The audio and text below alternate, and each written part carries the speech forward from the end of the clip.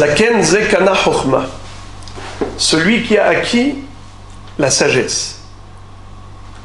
Quelle est la raison pour laquelle Hachamim était convaincu qu'il s'agit de sagesse? Parce que c'est la seule acquisition pour l'éternité. Dakanita mahasarta. Dahasarta makanita. Si tu as acquis Chokhmat ta Torah, tu n'as manqué de rien. Si tu as manqué de la Torah, qu'est-ce que tu as acquis? Tôt ou tard, on est censé se séparer de l'avoir, mais pas de l'être. Soit la personne perd son argent, soit un jour ou l'autre, après 120 ans, c'est l'argent qui perd son propriétaire. Mais on n'est pas marié pour l'éternité. Tandis que la chokhma qu'on incarne, c'est un devenir, c'est pas un avoir. C'est construire son être pour l'éternité. Haye olam nata betochenu.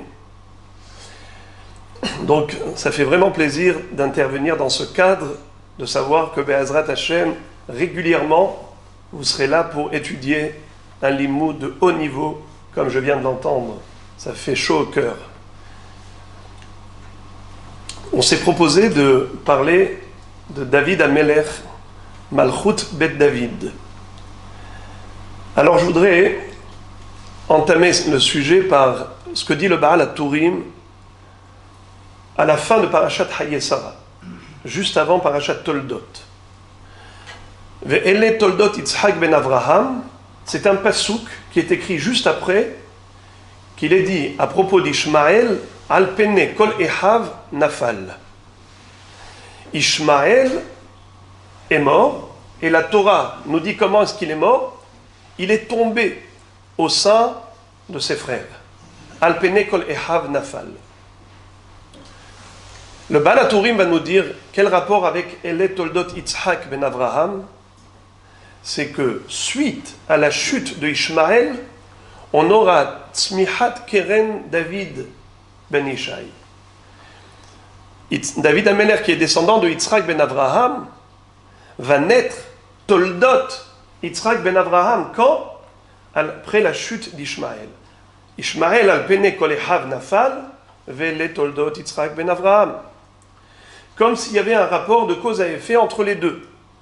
Que Malchut Bet David dépend de Nephilat Ishmaël. Et la question est de savoir quel est le rapport. Ce chidouche du Baal HaTurim se retrouve déjà dans un midrash bien plus ancien, c'est Pirkei de Rabbi Eliezer, qui interprète ainsi le pasuk Vehine ema hashecha gedola nofelet alav. Au moment du Brit Ben Abetarim, lorsque Akadosh Baruch Hu s'est révélé à Avraham Avinu, il lui a dévoilé le déroulement de l'histoire d'Israël. Et à ce moment-là, Avraham Avinu a été saisi de terreur. Pour quelle raison? Ema, Hashecha, Gedola, Nofelet, Alav. Ema, c'est la peur. Hashecha, obscurité. Gedola, grande. Nofelet, Alav, qui tombe sur lui. Eh bien, chaque mot fait référence à une galoute. Ema, c'est galoute Bavel. Hashecha, c'est galoute Yavan. Israël a subi, après la destruction du premier temple, de galoute en Babylonie. On avait, après la reconstruction du deuxième temple, souffert des Grecs. Hashecha, Hosher fait référence à galoute Yavan. Shehshichu einehem velibam shel Israël shamru lahem kitvu lachem al keren ashor she'en lachem helek be'elohei Israël. Ils nous ont imposé d'inscrire sur des cornes de bœuf qu'on renie l'existence d'Hachem, qu'on renie Hachem, et qu'on n'a aucune part en la divinité. Eh bien, ça c'était une période de Hosher. Gedola, il dit que ça c'est Malchut Paras ou Madai. Nofelet, c'est Malchut Edom, et Alav, c'est Malchut Ishmaël. Et ça, Ishmaël, chez Alehem Itzmah ben David. Sur la défaite d'Ishmaël, j'allais dire, sur les cendres d'Ishmaël, sera l'endroit de la pousse de David, Améler de Mashiach ben David. Comme dit le Pasuk, Oivav albish boshet ve'alav yatzit nizro. Je vais humilier ses opposants, Oivav albish boshet ve'alav yatzit nizro. Et sur lui, sur David ben Ishai, sur Mashiach ben David, va briller la couronne de la royauté divine. Ve'alav yatzit nizro. Alav fait référence à Ishmaël. Al pene kol ehav nafal. Alors, nous voyons donc que, en effet, ce qu'a dit le Baal HaTurim, c'est confirmé par Pirkei de Rabbi Eliezer. Et donc, notre recherche sera la suivante, c'est de savoir pourquoi Behemet, Mashiach ben David, est lié à Mapalat Ishmaël. Pour expliquer cela, on va sortir totalement du sujet, on va faire un petit tour dans l'histoire et on va revenir finalement, Be'ezrat Hashem, au sujet. David Améler va dire dans Tehillim, Ma ashiv l'Hashem kol tagmulohi alay. Combien je dois remercier Akadosh Baruch Hu pour tous ses bienfaits? Qu'est-ce que je peux lui rendre? Ma ashiv l'Hashem. Tagmulohi alay. Tagmulot, c'est bienfait au pluriel. Le minimum du pluriel, c'est combien? C'est 2. Kos yeshuot esau beshem Hashem ekra. Je vais lever et soulever le verre des délivrances. Kos yeshuot. Yeshuot, délivrance au pluriel, minimum 2. Ensuite, il va dire Pitachta lemoserai. Pitachta lemoserai. Toi, Kadosh Baruch Hu, tu m'as délié, tu m'as libéré des moserot. C'est quoi moserai? Des menottes qui me liaient les mains. Mosrot, quand une personne se trouve par exemple en prison, il est assour, bebeta asurim. Moserot, ce sont des menottes qui emprisonnent la personne. Hachem, tu m'as libéré de cet emprisonnement. Pitachta les moserai. Moserai, une fois de plus, c'est 2 moserot. 2 menottes. Lesquelles? Le Zohar explique, et on retrouve ce sujet bien développé dans Sanhedrin Daf Tzadikeh. La Gemara raconte qu'à un moment donné, Akadosh Baruch Hu a dit à David Améler, Ad matai ihye avonze biyadecha. Jusqu'à quand tu seras porteur de cette faute? Jusqu'à quand cette faute va te poursuivre? Laquelle faute? Écoutez ça, quelque chose d'incroyable. Tu as 3 chefs d'accusation contre toi. Premièrement, Al Yatra nehergu Shaul u'shloshet banav. Al Yatra nehergu kohane nov ira kohanim. Al Yatra nitra doeg ha'edomi. Qu'est-ce que ça veut dire? À cause de toi, les Kohanim de Nov ont été tués. Il y avait 85 Kohanim qui habitaient la ville de Nov.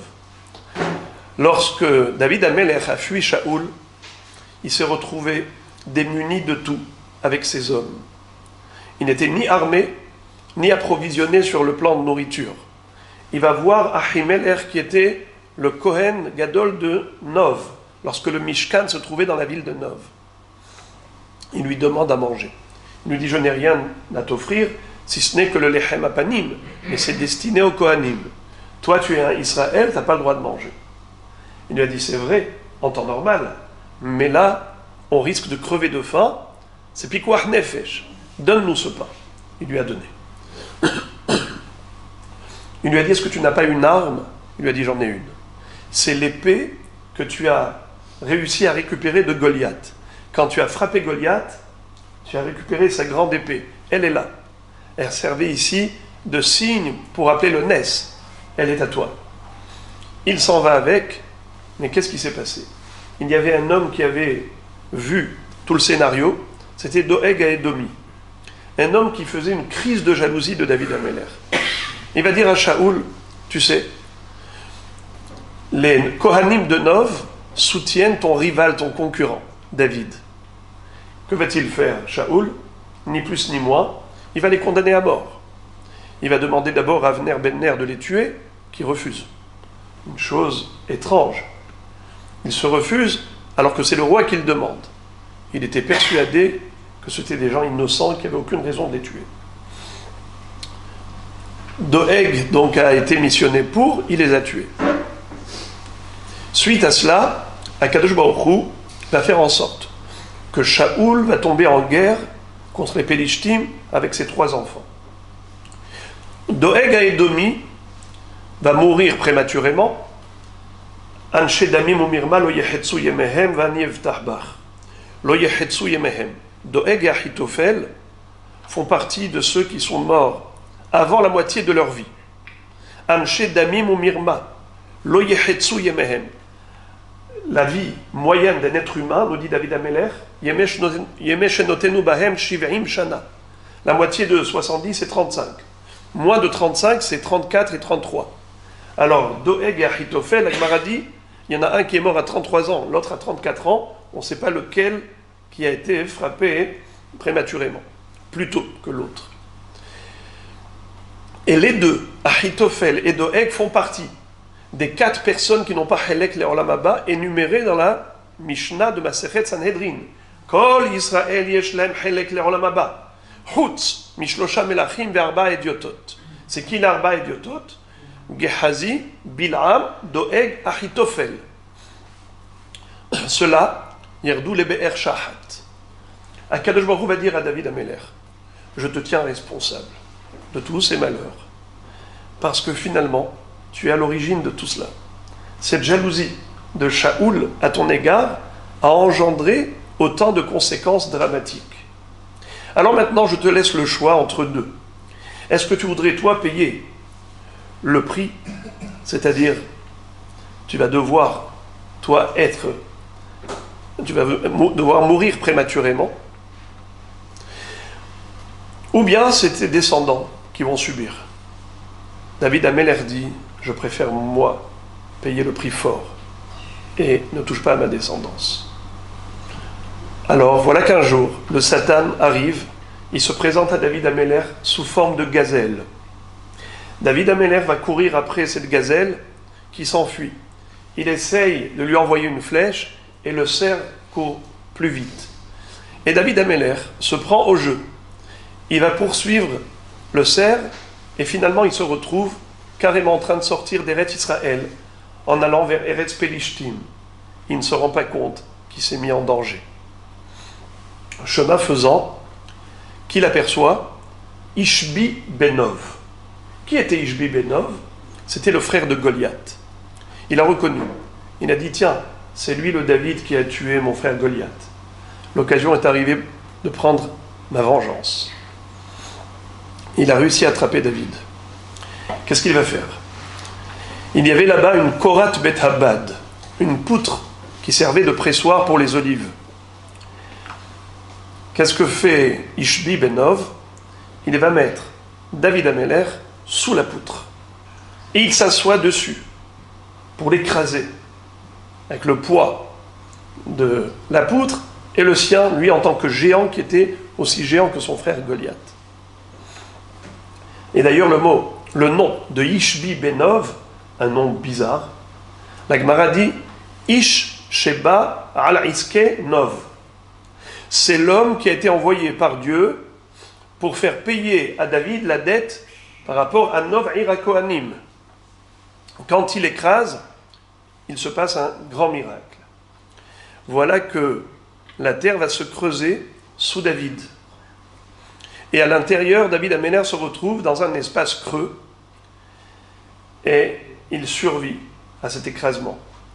C'est là qu'il va dire à Kadosh Baruch Hu, Tarhiv Tsa'adi Tahtai Velo Ma'adu Karsulai. Toi, Kadosh Baruch Hu, tu as élargi l'espace de la terre où je me trouvais écrasé et je n'ai pas subi cette pression. lorsque Avishai ben Tserouya, ce jour-là, c'était un vendredi, Avishai va se préparer au Shabbat, il va prendre une douche. À l'époque, il n'y avait pas de douche, c'était des seaux d'eau. On allait donc puiser de l'eau, la chauffer et aller se baigner. Il a devant lui 4 seaux d'eau. Il voit flotter à la surface de l'eau des taches de sang.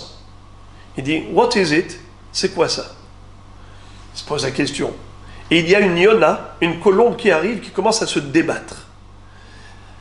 Il dit, Am Israël a été comparé à une yona, a été comparé à une colombe. Kanfe yona nerpa bakesev evrotea birakrak harutz. C'est un pasuk dans Tehilim. Alors il dit, c'est que Am Israël souffre, mais Am Israël ne souffre pas. C'est certainement le roi, qui est le cœur de la nation d'Israël, qui est en souffrance. Immédiatement, il sort de sa douche, il fonce au palais royal, et il demande où est David Amelech. On lui dit il n'est pas là, on ne sait pas où il s'est éclipsé. Il a disparu depuis des heures et on ne comprend pas. Il va demander au Sanhédrin, ai-je le droit d'utiliser sa monture? Parce que peut-être que le cheval, habitué à l'odeur de son maître, va reconnaître et repérer l'endroit où se trouve David. Ils lui ont dit bien que généralement on n'a pas le droit d'utiliser la monture royale, mais en l'occurrence, il s'agit de Pikuach Nefesh. Tu as le droit, vas-y. Et il y va. Ce cheval le fait passer devant qui? Devant la mère de Ishbi Benov et Goliath. Elle était assise en train de tricoter. Et elle avait une bobine de fil. À l'époque, c'était une boule de fer autour de laquelle on entourait le fil. Qu'est-ce qu'elle fait? Elle retire le fil, elle prend la boule et elle jette sur Avishai ben Tserouya, voyant devant elle un juif, pour le tuer. Mais elle n'a pas réussi à atteindre sa cible. Soi-disant, elle va lui dire, écoute, j'ai voulu lancer la boule et je me suis trompé, c'est arrivé une maladresse, ça ne te dérange pas de me ramener la boule, cher jeune homme? Il lui dit, il n'y a pas de problème, madame. Il prend la boule et il lui lance sur la tête, il lui éclate la tête. Et là, c'est important de le savoir, parce que plus tard, vous allez voir comment ça va lui servir, cet épisode. Il a tué donc la mère de Goliath et de Ishbi Benov. Et il arrive finalement, jusqu'où? Jusqu'à Ishbi Benov. Là, quand il a vu Avishai ben Tserouya, Ishbi se dit, maintenant ils sont deux. Ils seront deux contre moi. David Amelech et Avishai ben Tserouya. Qu'est-ce qu'il fait? Il dit, je vais les avoir un à un. Tout de suite, il retire la poutre, il prend David, il le jette en l'air, il prend son épée, il la met à l'envers, la pointe vers le haut et le manche vers le bas. Comme ça, David va tomber directement sur la pointe de l'épée, il sera transpercé, il finit avec David et il dit, après je m'occupe de l'autre. Regardez ça. Avishai ben Tserouya va prononcer le Shem HaMeforash. Il va suspendre David Amelech en l'air. Et la Gemara dit pourquoi David Amelech ne l'a pas fait lui-même? On n'est jamais mieux servi que par soi-même. Réponse, dit la Gemara, En havush matir atzmo mi bet ha'asurim. Le prisonnier ne peut pas se libérer lui-même. Il faut que quelqu'un de l'extérieur vienne lui accorder son aide. C'est comme ça que David Amelech s'est retrouvé suspendu. Il n'est pas retombé sur l'épée. Avishai va répéter une deuxième fois le nom d'Hachem, il ramène David Amelech vers lui. Et ils se mettent à s'enfuir. Ishbi Benov les poursuit. À un moment donné, ils se sont dit, on va essayer de le combattre. Deux lionceaux peuvent gagner un lion, mais il était dans une telle fougue, Avishai a eu une idée. Il lui a dit, va voir ta mère qui est enterrée aujourd'hui. Elle est morte, ta mère. Quand il lui a dit ça, il lui a cassé le moral et ils se sont rués sur lui, ils l'ont abattu, ils l'ont achevé. C'est comme ça que Avishai demande à David, mais qu'est-ce que tu fais là? Comment tu es arrivé ici? Toi, tu es le roi d'Israël, tu es censé être sur ton trône, mais qu'est-ce que tu fais là en Eretz Pelishtim? Il lui a raconté. C'était moi qui avais demandé à Dieu de ne pas faire payer ma descendance, que ce soit moi qui paye le prix fort. Avishai ben Tserouya lui dit, mais tu connais pas le proverbe? Le proverbe dit que tes descendants vendent de la cire au marché, qu'est-ce que tu en as à faire? Le principal, c'est que toi, tu sois riche. C'est-à-dire, mais pourquoi est-ce que tu vas te mettre toi en danger, ta vie en péril, pour protéger et préserver ta descendance? Non. Alors il lui a dit, dans ce cas-là, il faut que tu m'aides pour que Akadosh Baruch Hu accepte de changer la Gézéra. Et c'est écrit dans le Passouk que Avishai a aidé David, va Ya'azor lo Avishai. Et la Gemara d'expliquer, il a aidé, par quoi il a aidé? Par la tfila. Les deux se sont mis à prier Hachem pour annuler la Gézéra contre David. Il lui a dit, désormais, Sa Majesté le roi, plus jamais tu ne sortiras du palais royal pour aucune guerre, pour rien du tout. Tu restes là. Voilà comment David Améler va dire Ma'ashiv Lachem, Kol tagmulohi alai. Merci pour ses bienfaits. Lesquels? Deux bienfaits. Kos Yeshuot et ça. Première Yeshua, c'est que j'étais suspendu en l'air. Deuxième Yeshua, c'est que quand il m'a écrasé avec le Bet Habad, avec la Korah, la grosse poutre du pressoir d'olive, eh bien, il n'a pas réussi à m'avoir. Il a voulu faire de moi une crêpe. Eh bien, non. Hachem avait fait un creux sous la poutre, sous David. Voilà comment David Améler va exprimer plutôt sa gratitude envers Hachem. Ma'ashiv l'Hachem kol tagmulohi alai kos yeshuot esa. Mais également, pitachta le moserai. Tu m'as libéré des deux menottes. C'est quoi ces deux menottes? Moserai shne isurim. Le mot issour, vous savez quand on dit assour, moutard, c'est assour, c'est moutard. Traduction du mot assour, bravo. Ça veut dire que quand on te dit que tu n'as pas le droit de faire, c'est comme si tu étais menotté, que tu ne peux pas agir. Tu n'as pas le droit de faire ça. Ata assour, tu es ligoté. Moutard, à contrario, moutard c'est quoi? Hein? Libéré. Sur la base de quel verbe? Après l'ulpan. Vous êtes avant ou après l'ulpan? Bravo. Matir Asurim. Excellent. Matir Asurim. C'est quoi Matir? Qui libère les prisonniers.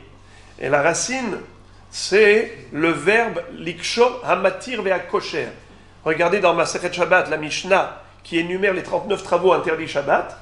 La Faïm Gimel Amoudbet, là-bas la Mishnah nous dit voici les 39 travaux à Kosher Vea Matir. Donc, Kosher, c'est lier, faire un nœud, et Matir, c'est délier.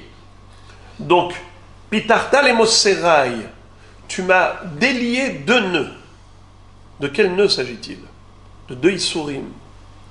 David Améler a échappé à deux Issourim très graves, c'est-à-dire, il était frappé éventuellement de deux interdictions d'intégrer le peuple juif. Moserai de Mamzerut et Moserai de Moavi. On va commencer par Moavi. La Gemara, dans Masechet Yebamot d'Afarin Vav, nous raconte qu'au moment où David Améler est arrivé au front de guerre et que Goliath essayait de défier le peuple juif, il blasphémait le nom d'Hachem. Il a dit, est-ce qu'il y a quelqu'un parmi vous qui peut oser venir m'affronter? David Améler s'est proposé. Shaoul lui offre son armure pour se protéger. Et à ce moment-là, Shaoul va poser la question. Il va dire, mais qui est ce garçon-là? D'où il vient? Qui est-il? La Gemara dit, mais il savait très bien qui il était. Il a posé une autre sorte de question à son chef d'état-major qui s'appelait Avner ben Ner. Il lui dit, je sais que c'est le fils de Ishaï, mais Ishaï lui-même, il est descendant de Yehuda, certes, mais par le biais de Zerah ou par le biais de Peretz. On sait que Tamar a donné naissance à deux enfants qu'elle a conçus de Yehuda, Peretz et Zerah. Nahon. Pourquoi il l'appelait Peretz? Ma paratzta alecha paretz. Zerach était sorti le premier, c'est-à-dire sa main était sortie, elle avait mis le bracelet, Hutashani, et ensuite, Peretz le tire à l'intérieur, c'est lui qui sort le premier. Alors le premier qui est sorti, c'est Peretz, elle va l'appeler Peretz, celui qui force les portes, qui se fraye un chemin avec vigueur et force, et l'autre c'est Zerach. Alors, de Peretz descendent les Melachim. De Zerach, c'est juste des sarim, des ministres. La descendance de Peretz, ce sont les rois de David. Ben Parti, Ish Ben Parti, on dit, Ben Ismecha Ben Agila, on dit dans les Chadodi. Ben Peretz, descendant de Peretz. Et la Gemara dit, Melech Poretz Geder Veroselot Derer. Lorsqu'un roi arrive devant une muraille, une clôture, il n'a pas besoin de faire le détour. Il force la clôture et il avance. Alors il demande à Avner Ben Ner, mais qui est-il ce garçon? Descendant de Peretz ou de Zerach? Pourquoi il se pose toutes ces questions? Quand il a donné son armure et que David s'est habillé avec, qu'est-ce qui s'est passé? Shaoul s'est rendu compte que son armure tombait pile poil sur la taille de David Amelech. Mais il était très, très étonné, voire choqué. Il a dit, mais moi je suis beaucoup plus grand de taille que lui. D'ailleurs, Shaoul était plus grand que tout le monde. Mishirmo va marla gavoa mikolaam. Il avait une tête de plus que l'ensemble d'Israël. Alors, il dit, mais comment David, ça lui va? Va yalbesh Shaoul et David Madav. Et la Gemara dit Kemidato. C'est tombé sur lui comme si c'était confectionné sur mesure pour David. Il a compris que c'était lui son successeur. Il a compris que c'est lui qui allait occuper le trône d'Israël après lui. Alors, il a été en effet choqué. Adonai Eloheinu melech haolam she'akol nihya bidvaro.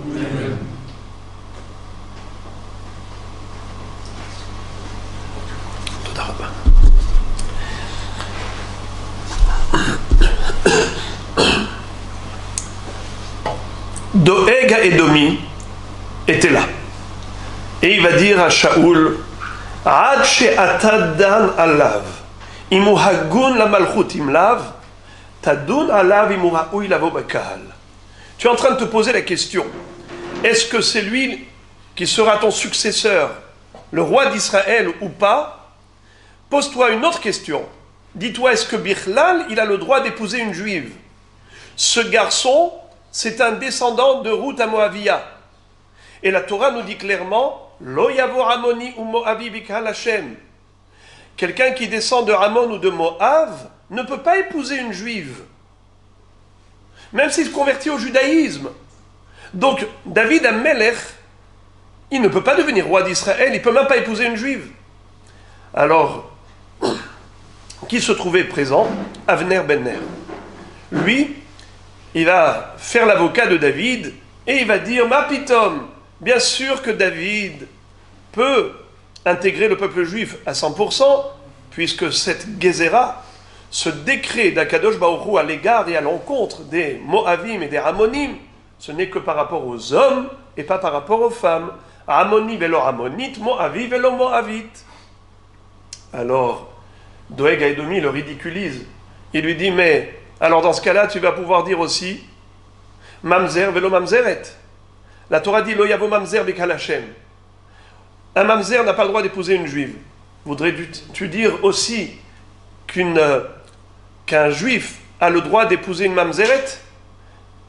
Si tu me dis qu'il y a un distinguo à établir entre les garçons et les filles, parce que la Torah a employé le nom au masculin et pas au féminin, Ammoni, c'est masculin, elle n'a pas dit Ammonite, donc tu dis Ammoni velo Ammonite, Moavi velo Moavit, alors dis aussi Mamzer velo Mamzeret. Or on le sait pertinemment qu'il n'y a aucune différence entre hommes et femmes. Un homme n'a pas le droit d'épouser une Mamzeret comme un Mamzer n'a pas le droit d'épouser une juive. Alors, qu'est-ce que tu me racontes là? Il lui dit oui, mais là c'est spécial. La Torah elle-même a donné la raison de cette excommunion de cette exclusion des Ammonim ou Moavim. La Torah va nous dire pourquoi Lo yavor Ammoni ou Moavi bikal Hashem al devar asher lo kidmu etrem balechem ou bamaim. Parce qu'ils n'ont pas été à votre rencontre dans le désert avec du pain et de l'eau. Puisqu'il y a une raison spécifique, la Torah elle-même explique la raison.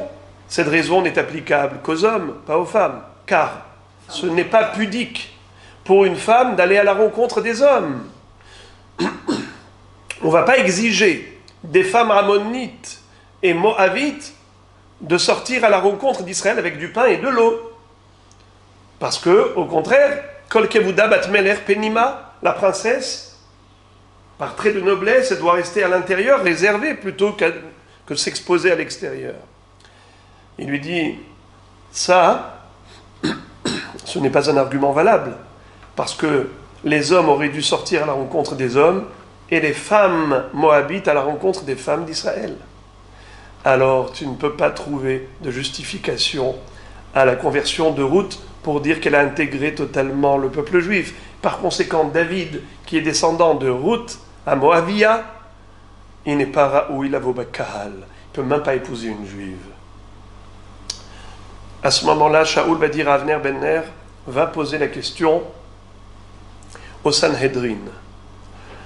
Doeg Edomi s'est incrusté, comme on dit, il va le suivre, et quand le Sanhedrin va dire qu'en effet, oui, David Amelech, Raoui Lavo Kahal, Doeg va leur adresser toutes ses objections et il va les laisser bouche bée.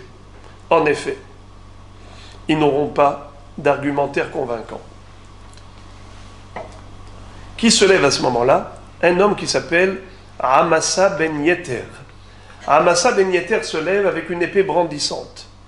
Et il dit, Kach mekublani mi bedino shel Shmuel Aramati, Ammoni velo Ammonit, Moavi velo Moavit. Ça, c'est une Kabbalah, c'est une tradition. Halacha le Moshe mi Sinaï. C'est pas quelque chose qu'on peut remettre en cause. Shmuel Hanavi est encore là. Et du Beddin de Shmuel Hanavi. On l'a entendu, on l'a appris cette halakha. Donc David Amelech est un juif parfait. Il peut épouser une juive sans aucun problème. Et puisque son aïeul, Ruth à Moavia, n'était pas concerné par ce décret thoraïque qui consiste à dire Lo yavo Ammoni ou Moavi bikal Hashem. À ce moment-là, David Amelech a été libéré d'une menotte, d'un issour de Lo yavo Ammoni ou Moavi. Mais planait sur lui, sur David aussi, un autre problème. Lequel? C'est que ses frères l'ont pris pour un mamzer. Muzar haïti le'ehai nochri libne imi. J'étais considéré un mamzer aux yeux de mes frères. Un étranger pour eux. Pourquoi?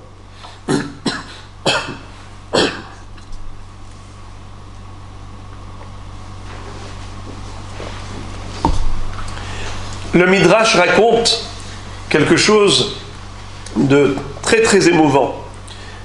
À un moment donné, Ishaï, le père de David, a pris la mouche. Il s'est mis à broyer du noir. Il s'est dit, mais peut-être qu'en réalité, ils ont raison. Tous ceux qui nous remettent en cause, prétendant que, en effet, la conversion de mon aïeul Ruth à Moavia, puisque vous savez que Ruth a donné naissance à Roved, Roved à Ishaï, Ishaï à David. Peut-être qu'ils ont raison.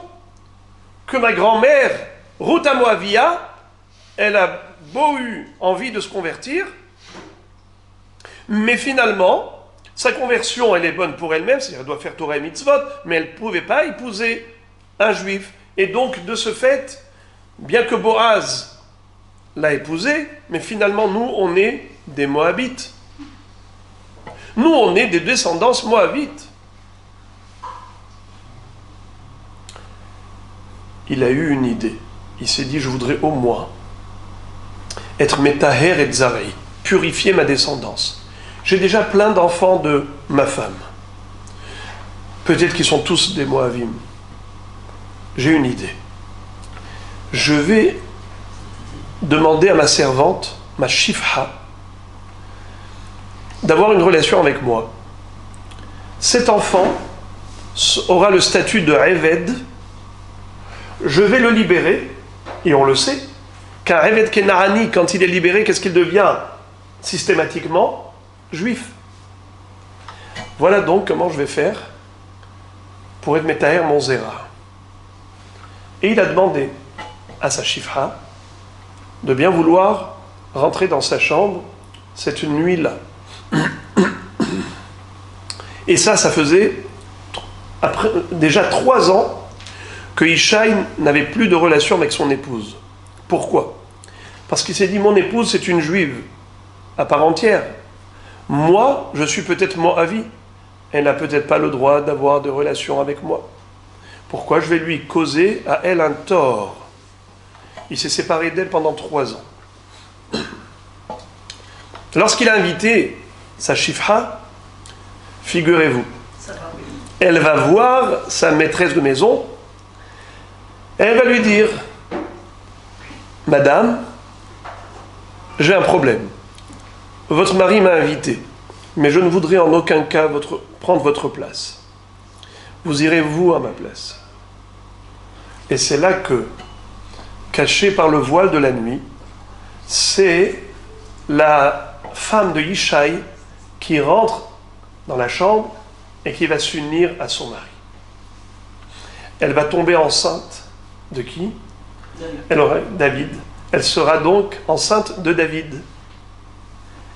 3 mois plus tard, quand tout le monde perçoit la grossesse, ils sont plus que choqués. Choqués parce qu'ils savaient que papa s'était séparé de maman depuis 3 ans. Ishaï était convaincu que son épouse l'avait trompé, Chas Shalom, et que ce bébé qu'elle portait, c'était nul autre qu'un mamzer, un bâtard. Lorsque David Améler va naître, toute la famille était frustrée. Pour eux, c'était une tâche, désormais, qui avait frappé leur famille. Ils étaient tellement honteux de cela qu'ils se sont dit, on ne va pas le tuer, on n'a pas le droit, mais on va le mettre dans des situations de danger, et tout seul, naturellement, il va disparaître. Et on va se débarrasser de lui. Ils lui ont donné comme mission de devenir le berger de troupeaux dans des endroits excentrés, dans des endroits lointains, où il allait se retrouver en danger. Et en effet, David Améler va dire, je me suis retrouvé confronté à un lion, j'ai été confronté à un ours. Lorsque Shaoul Améler lui a dit, tu n'as pas peur de Goliath, il lui a dit non, j'ai déjà des expériences, j'ai déjà vu pire. J'ai dû combattre un lion, un ours. Pourquoi? Comment il est arrivé à l'ours et au lion? Parce que justement ses frères essayaient de l'éloigner d'une zone urbaine de l'agglomération pour qu'il soit obligé de se retrouver dans des endroits dangereux. Mais Akadosh Baruch Hu l'a protégé, l'a préservé. Ça a duré combien de temps cette histoire? 28 ans. Jusqu'au jour où cet épisode va prendre fin, une fin heureuse. C'est quand Akadosh Baruch Hu va dire à Shmuel Hanavi, tu vas aller dans la maison de Ishaï et tu vas oindre l'un de ses enfants pour l'introniser en tant que roi d'Israël. Shmuel Hanavi arrive avec ce keren de Shemen Mishrat Kodesh. Et lorsqu'il rentre chez Ishaï, il lui annonce la bonne nouvelle que Akadosh Baruch Hu a choisi l'un de ses enfants pour devenir roi d'Israël. Il lui dit donc maintenant tu vas me les présenter. Quand il lui présente son fils aîné, qui se nommait Eliav, Shmuel a été impressionné par sa prestance à Ora. Et il va dire Achneged Hashem et Shiho. C'est certainement lui, loin de Dieu, celui qui va être oint par Hashem. Mais Akadosh Baruch Hu va lui dire non. Lo baiser, il lui a dit Adam ir'e la'enaim v'Hashem ir'e la'levav. L'homme se fie aux apparences. Il ne voit que l'aspect extérieur. Mais astiu, qui met astiu? Il lui a dit non, je l'ai maintenant écarté de la royauté. Hachamim disent que pour tous les autres frères, il est dit Lo beze bachar Hashem, lo beze bachar Hashem. Ils n'ont pas été élus, ils n'avaient pas été désignés par Akadosh Baruch Hu. Mais spécialement par rapport à Eliav, il a été dit Me'astihu. Comme si Akadosh Baruch Hu en répugnait. Mais c'était nouveau. Pourquoi? Parce qu'il s'était mis en colère contre David. Quand David est arrivé au front de guerre pour affronter Goliath, Eliav s'est mis en colère contre David. Il lui a dit Almi natashta et tatson. Alirot et amilhama yarata. Tu aimes les films de guerre ou quoi? Tu as abandonné le troupeau pour venir maintenant voir la guerre? Comme il s'est mis en colère contre David, nos maîtres vont dire Kol hakoes afilu poskin alav gedula min hashamayim moridim oto mimena. Tout celui qui se met en colère, même si il était préalablement destiné à la grandeur, eh bien il va perdre ce privilège uniquement à cause de son coup de colère. Un homme coléreux ne peut pas être un dirigeant. De ce fait, tous les enfants de Ishaï défilent devant Shmuel et Akadosh Baruch Hu les disqualifie un à un. Après, il va dire à Ishaï, je ne comprends pas. Hatamu ane'arim, tu n'as plus d'enfants.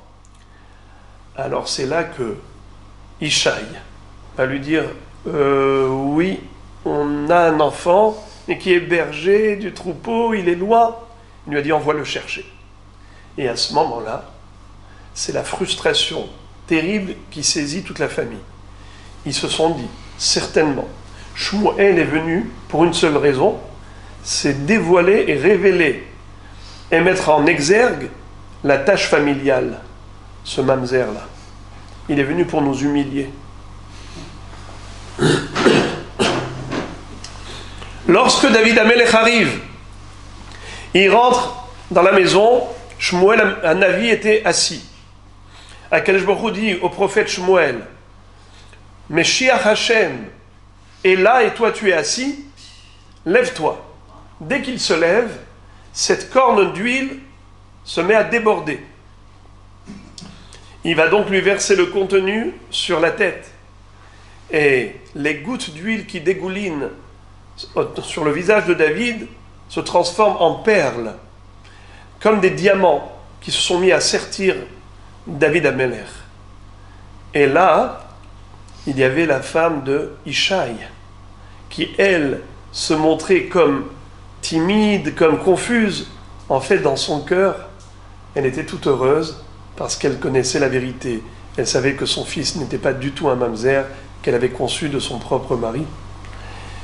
Et c'est là que, quand le prophète Shmuel va proclamer David comme roi d'Israël, élu par Hachem lui-même, à ce moment-là, David Amelech va dire Odecha ki anitani, vatehi li lishua. Hachem, je te remercie parce que tu as répondu à mes prières. Alors, le prophète Shmuel, plutôt son père va dire, son père et ses frères vont dire une chose. Ils vont dire, mais et Hachem haïtazot. Pardon, d'abord la mère, la maman. Elle va dire, Even ma'asu habonim haïta le roshpina. La mère va dire, Even, la pierre angulaire la pierre que les constructeurs ont méprisée, va devenir la pierre angulaire. Even, c'est la contraction de deux mots. Aïben, ô mon fils. Aïben, ma'asu habanim, que tous les banim ont méprisé. Haïta le roshpina est devenue la pierre angulaire de la dynastie royale d'Israël. David Amelech, premier roi de Shevet Yehuda. Alors là, Ishaï va dire, mais et Hashem haïtazot iniflat be'enenu. On ne comprend rien. Ça ne peut être qu'une œuvre divine. C'est quelque chose qui nous échappe totalement. Ça dépasse l'entendement. Alors, à ce moment-là, Shmuel va s'exclamer en disant Zehayom asa Hashem nagila venismehabo. Ce jour que Akadosh Baruch Hu a fait est un jour de joie. Eh bien, là, David Amelech, en effet, va dire à Akadosh Baruch Hu Pitahta lemoserai, tu m'as libéré des deux menottes des deux Issourim, le Issour de Moavi et le Issour de Mamzer. Ces deux Moserot, maintenant tu m'as délié, tu m'as libéré. Écoutez quelque chose. Le Rama de Pano, Rabbi Menachem Azaria, de la ville de Pano en Italie, qui était l'un des Mekoubalim après le Harizal, a écrit un livre de Sefer à Gilgulim, la notion des âmes réincarnées. Il nous explique que, on le sait que Avraham Avinu avait un serviteur et une servante. L'esclave s'appelait Eliezer, c'était un Eved Kenaani. Mais il avait aussi une servante qui s'appelait Hagar, qui était la fille de Paro, une Mitzrite. C'était aussi sa servante. Eliezer, à un moment donné, il avait proposé à Abraham que sa fille épouse Yitzhak. Il lui a dit non, ce n'est pas possible. Beni Baruch ve'ata Arur ve'en Arur midabek be'Baruch. Mais Eliezer a réussi à faire un tikkun parfait de cette notion de malédiction qui le hantait, qui l'emprisonnait. À un moment donné, Lavan va dire à Eliezer, Bo Beruch Hashem, la Mataramot Bachutz. Du Arur, il est devenu Baruch. Yatsa miklal Arur, venichnas miklal Baruch. D'après le Zohar, il fait même partie des personnes qui sont entrées vivantes au Gan Eden. Eliezer a fait un tikkun shalem. Hagar, elle aussi, avait son défaut. Lequel? C'est que lorsqu'elle est tombée enceinte d'Avraham Avinu et qu'elle a eu Ishmaël, elle va se moquer de Sarah. Vatekal gevirta be'eneha. Sa maîtresse est devenue légère à ses yeux. Elle a dit aux gens, pensez-vous que c'est une femme pieuse? Pas du tout. Elle, ça fait des décennies qu'elle est avec son mari, elle n'est jamais tombée enceinte. Moi, en une seule nuit, j'ai déjà conçu. Eh bien, elle s'est mise à mépriser Sarah. Alors Sarah, quelle fut sa réaction? Vate'aneha Sarai. Sarai a essayé de la soumettre. Elle a refusé. Elle s'est sauvée. Elle a pris la fuite. Elle a fait une fugue. Et c'est là que le Malach croise Hagar dans le désert et lui dit, Malach Hagar, emizebat ve'anat elechi. Elle va dire, Mipene Sarai gevirti anochi borahat. Je fuis ma maîtresse Sarai. Qu'est-ce que lui dit l'ange? Shuvi el gevirter vit'ani tahat yadea. Retourne chez ta maîtresse et soumets-toi à elle. Hagar, c'était la femme rebelle par rapport à sa maîtresse. Le Rama de Pano nous dit que on a ici trois personnages. Abraham, Sarah, Hagar. À l'époque de Ishaï, on a trois personnages. Ishaï, son épouse, la servante. Ishaï, c'était le Gilgul de Avraham Avinu. D'ailleurs, la Gemara dit à la fin du premier pérec de Masechet Baba Batra, elle nous dit que Arba'a metu be'etio shel Nahash. Il y a 4 individus qui n'ont jamais fauté de leur vie. Ils sont morts juste à cause de la faute de Adam Arishon qui a été incitée par le Nahash. C'est qui ces 4 personnes? Amram, le père de Moshe Rabbeinu, Binyamin, fils de Yaakov Avinu, Kilhav, ben David, et Ishaï, Avi David. Ishaï, le père de David Amelech, était le Gilgul d'Avraham. L'épouse de Ishaï, c'était le Gilgul de Sarah. Et cette servante, c'était le Gilgul de Hagar.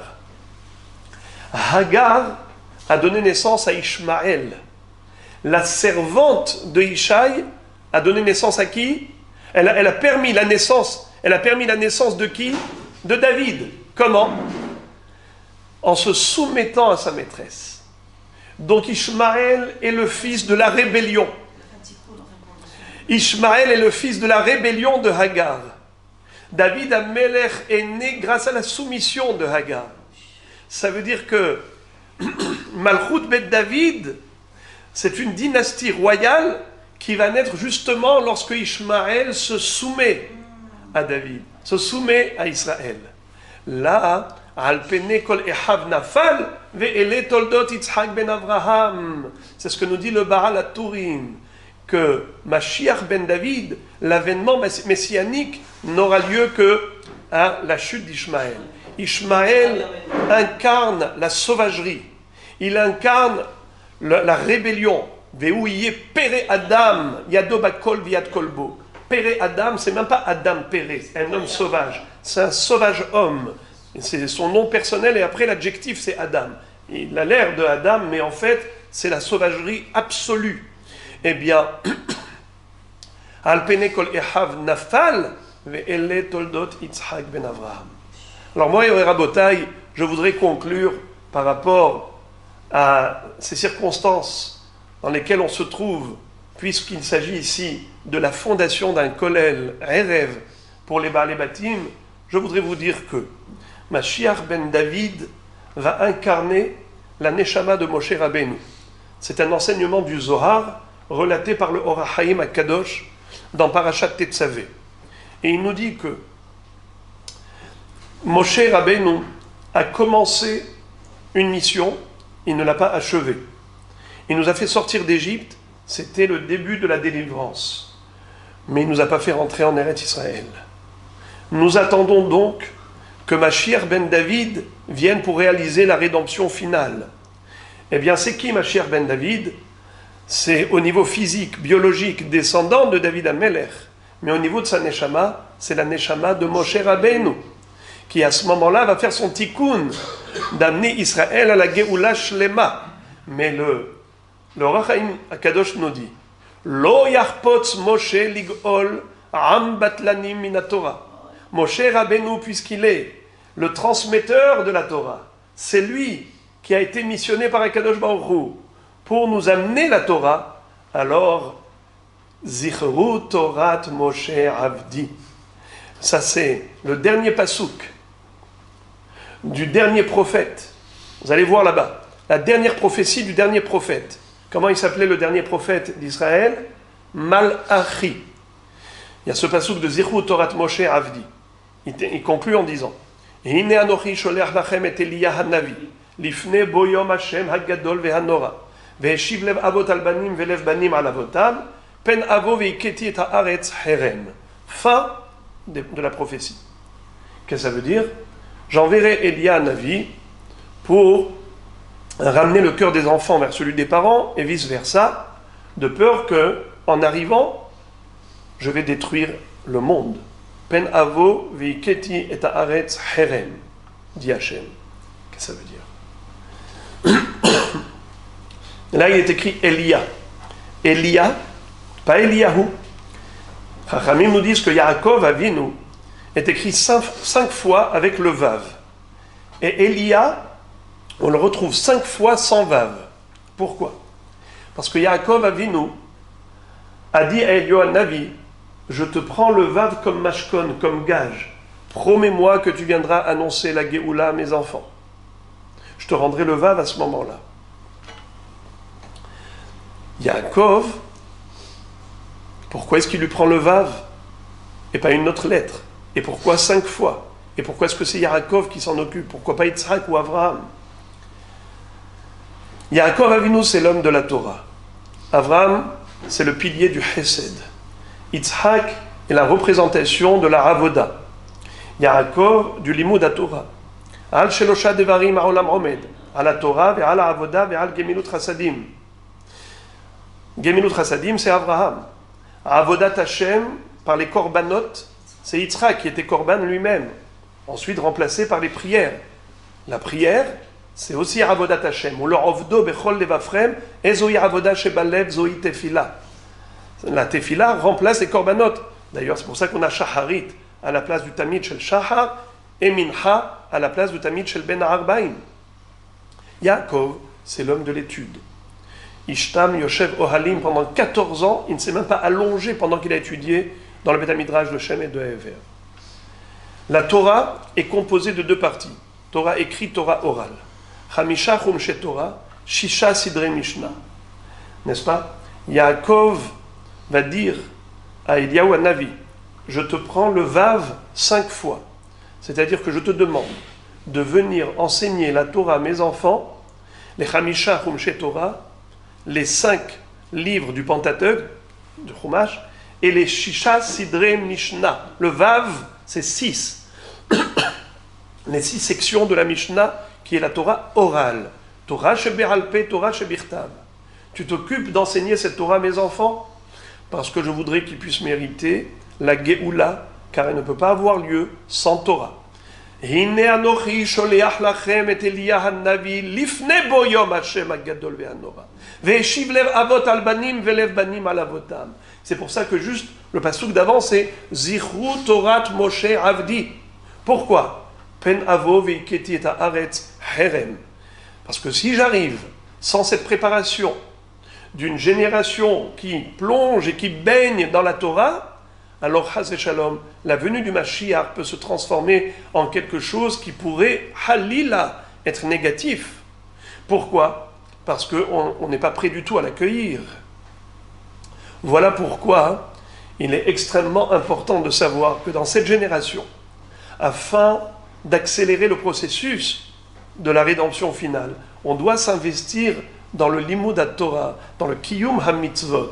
Et je suis très très heureux donc de constater que vous venez ici, Baruch Hashem, nombreux pour étudier la Torah, et pas simplement de manière superficielle, mais en approfondissant, alors que Akadosh Baruch Hu, par le mérite de tous ces efforts associés et conjugués, qu'on puisse mériter très bientôt la révélation de Mashiach ben David pour une Geoula Shlema bimhera b'yameinu, Amen ve'amen. Bruchim tiyu. Je ne veux pas prendre la parole, de vous remercier et m'excuser, je suis Laurent Pérez. J'améliorerai en retard, mais il y a eu des circonstances. Voilà, c'est quelque chose qui me tenait extrêmement à cœur d'accueillir le Rav Abdelhak pour cette première soirée, on va dire, entre amis pour l'ouverture de ce collège. Et ça s'est passé de la façon suivante. En fait, je pense que lorsqu'on vit les choses personnellement, on ne peut que les partager et en parler de manière la plus sincère. Je suis rentré dans le collège il y a quelques semaines. Et comme je suis un garçon assez expansif, comme vous le savez, j'ai pas pu garder pour moi cette joie que j'avais tous les soirs d'être présent avec Rabbi Yigal. Donc j'avais demandé à Rav Rachat de venir faire un cours le soir d'1 heure, mais 1 heure minutée, donc 7h30, 8h30, comme un vrai fonctionnaire de la Torah. Et j'avais besoin pendant cette heure-là d'avoir une énergie, d'avoir vraiment quelque chose de particulier, d'une Torah qui n'était pas forcément un peu de la Gemara, où on n'a pas toujours, on repart pas toujours avec quelque chose d'évident. Et bon, Hachem, il m'a fait découvrir Rabbi Yigal avec des shoots, ça s'appelle des shilot ou tshuvot, c'est des choses que j'ai jamais fait de ma vie, où on a un sujet, on a un début, on a une fin, on regarde plein de mefarshim, et on ressort avec des choses extraordinaires. Vous avez pu le voir dans le groupe à travers une ou deux soirées où j'ai pu véritablement prendre un bain de bonheur et de joie. Donc j'espère que voilà, on va tous prendre conscience que le train communautaire est en marche, à nous de le prendre, à nous de rentrer dans ce monde de Torah, dans ce monde aujourd'hui qui n'a qu'un seul sens, où on est dedans, on n'est pas dedans, on le voit très bien en ce qu'on est ici en Israël. On vous souhaite que vous attachez avec David, avec Baruch qui n'est pas là, et Rabbi Yigal, vous puissiez vous associer à nous. Alors on ne demande pas d'argent, on n'a aucun problème d'argent au prochain. Si on a juste besoin de personnes qui veulent s'investir un jour, une demi-heure, dans la semaine, pour que ce local, on n'entend que des cris de Torah, des poudim et des discours, et Bezrat Hashem, tous les mois peut-être, on essaiera d'organiser une intervention d'un conférencier de ce niveau-là, et Bezrat Hashem, voilà, dans quelques mois, je pense qu'il faudra encore agrandir le local. Il y a encore de la place. Il y a de la place. Merci beaucoup. En fait, il se trouve